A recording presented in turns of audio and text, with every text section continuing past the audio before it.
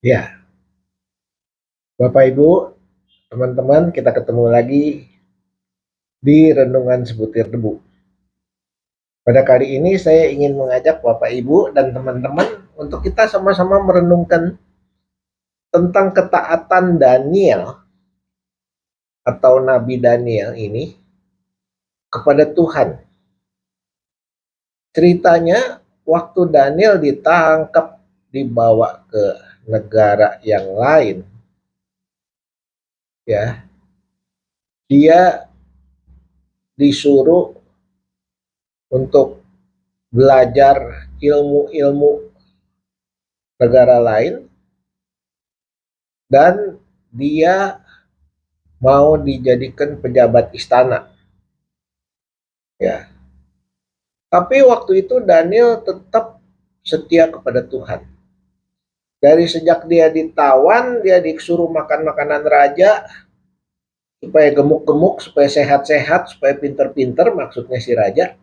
Dia tolak, dia nggak mau. Kenapa? Karena dia tahu itu makanan raja, sebelum raja makan dipersembahkan dulu kepada setan, kepada Baal, kepada dewa-dewanya yang disembah oleh bangsa itu, ya. Jadi Daniel tahu itu najis dan tidak boleh untuk dimakan, ya. Jadi karena dia pinter, banyak orang-orang yang iri hati sama Daniel, sehingga mereka berniat untuk mencelakakan Daniel. Bagaimana caranya mencelakakan Daniel? Dia cari-cari kesalahannya. Tapi karena Daniel ini takut akan Tuhan, dia tidak ada kesalahan. Dia selalu menjaga ucapannya, menjaga kelakuannya, menjaga pikirannya, tindakannya. Dia selalu menomorsatukan Tuhan dalam hidupnya. Sehingga tidak ditemukan kesalahan di Daniel. Cuman satu, dia tidak mau menyembah Tuhan yang lain kecuali Tuhannya Daniel, yaitu Tuhan orang Kristen, yaitu kita sekarang sebutnya sebagai Tuhan Yesus, ya. Nah, dari sini Daniel, karena dia mempertahankan iman, ini yang dijadikan alasan untuk menjatuhkan dia. Lalu orang-orang jahat bikin suatu cerita, karang cerita ke raja, supaya raja bikin suatu peraturan yang meninggikan raja, yang menyembah raja, supaya dia menyembah raja, bukan menyembah Tuhannya. Jadi dalam kehidupan di negara itu, semua rakyat harus menyembah rajanya, bukan menyembah Tuhan lain. Nah, bagi Daniel ini tentu saja berat. Daniel tidak mau menyembah raja. Dia hanya mau menyembah raja di atas segala raja, yaitu Tuhannya Daniel, yaitu pencipta alam semesta yang dia tahu dan dia sembah. Nah, setelah itu orang-orang ini bersiasat bikin fitnah kepada Daniel. Saya bacakan ya fitnahnya ya. Daniel pasal 6 ayat 13 dikatakan begini sama orang-orang jahat itu. Lalu kata mereka kepada raja, Daniel, salah seorang buangan dari Yehuda, tidak mengindahkan tuanku, artinya tidak hormat kepada tuanku, ya raja, dan tidak mengindahkan larangan tuanku yang tuanku keluarkan, tetapi 3 kali sehari, Daniel 3 kali sehari, ia berdoa kepada Tuhan. Ya, Waduh, pasal 14-nya begini. Pasal 15. Setelah raja mendengar itu, maka sangat sedihlah raja. Dan raja nih mencari jalan untuk melepaskan Daniel. Dia baru sadar bahwa Daniel itu dijebak oleh orang-orang jahat ini. Bahkan sampai matahari masuk ke raja masih berusaha mau menolong Daniel. Tapi orang-orang jahat ini cepat-cepat menghadap raja lagi di ayat 15. Lalu bergegas-gegaslah orang-orang itu menghadap raja serta berkata kepadanya, "Ketahuilah raja, bahwa menurut undang-undang orang Media dan Persia tidak ada larangan atau penetapan yang sudah dikeluarkan raja yang dapat diubah." Waduh. Jadi raja di fait accompli, dipepetin supaya raja tidak mau merubah undang-undang. Karena mereka tahu raja mau tulungin Daniel supaya Danielnya mati dimakan singa. Wah, raja udah kepepet, nggak bisa apa-apa. Di ayat 16 ditulis, sesudah itu raja memberi perintah, lalu diambillah Daniel dan dilempar ke dalam gua singa. Lantas berbicaralah raja kepada Daniel, Allahmu yang kau sembah dengan tekun, dialah kiranya yang melepaskan kamu.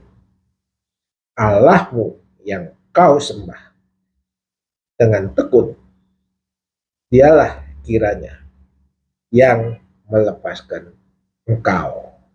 Ini raja yang ngomong pada Daniel. Ya. Maka dia taruhin batu yang gede supaya nggak bisa dibuka, lantas dikasih meterai raja batu itu supaya nggak ada yang berani buka nolongin Daniel, dihukum. Nah, dalam ayat 18 dikatakan, lalu pergilah raja ke istananya. Raja sedih. Raja berpuasa semalaman, dia tidak makan. Dia tidak menyuruh datang penghibur-penghibur dan dia tidak bisa tidur. Raja nggak bisa tidur. Dia gelisah. Dia takut Daniel mati dimakan singa. Karena dia sayang sama Daniel dan dia tahu Daniel punya ilmu yang tinggi, bisa bantu dia. Kalau dia mati, dia juga susah. Nggak ada Daniel kalau Daniel mati. Nah, dalam ayat 19, pagi-pagi sekali, ketika fajar menyingsing, dia kan nggak bisa tidur. Waktu fajar menyingsing, bangun raja. Buru-buru ke gua singa.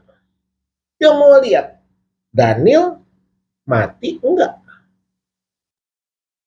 Dan ketika dia sampai ayat 20-nya ya, dan ketika ia sampai dekat gua itu, berserulah ia kepada Daniel dengan suara yang lemes, yang sayu, yang sedih karena dia tidak menyangka Daniel hidup. Dia pikir udah mati. Berkatalah ia kepada Daniel, Daniel, hamba Allah yang hidup. Nah, kita perhatiin. Waktu dia bilang, Daniel, hamba Allah yang hidup. Berarti raja ini juga punya iman. Dia beriman, dia percaya Allahnya Daniel adalah Allah yang hidup. Allahmu yang kau sembah dengan tekun. Telah sanggupkah ia melepaskan engkau dari singa-singa itu, katanya. Tahu-tahu Daniel bisa menjawab. Lalu kata Daniel kepada raja, ya raja, kekallah hidupmu. Wah, kaget raja. Allahku telah mengutus malaikatnya, malaikat Tuhan, untuk mengatupkan mulut singa-singa itu. sehingga mereka tidak mengapa-apakan aku, karena ternyata aku tidak bersalah di hadapan Tuhan. Tetapi juga terhadap Tuanku ya Raja, aku juga tidak melakukan kejahatan. Ya, selamat Daniel. Raja bersuka cita, katanya ya. Terus cepat-cepat dia perintahkan keluarin Daniel dari lubang singa. Nah, ini yang menarik. Raja kemudian memberi perintah menangkap semua orang-orang yang sudah memfitnah Daniel dan menjebloskan Daniel ke penjara, beserta anaknya, istrinya, semuanya dimasukin ke gua singa. Mati semuanya dimakan singa. Belum sampai ke tanah sudah diterkam sama singa. Bayangin, berarti singanya sangat buas. Tetapi sebuas apapun singa, kalau Tuhan tidak izinkan, sebuas apapun bahaya, sebesar apapun bahaya, kalau Tuhan tidak izinkan terjadi, tidak akan terjadi.